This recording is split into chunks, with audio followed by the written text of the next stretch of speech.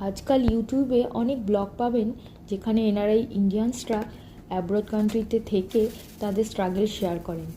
এবার কথা হচ্ছে, বিদেশে যখন এত স্ট্রাগল, তাহলে ইন্ডিয়ানসরা কেন যায় দেশ ছেড়ে? Obviously for money. কিন্তু শুধুই কি তাই? সব ক্ষেত্রে কিন্তু তাই হয় না।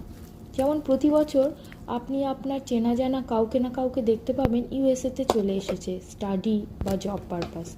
আমার এক্সপিরিয়েন্স বলে এখানে আসার কারণ কিন্তু অনেকগুলো।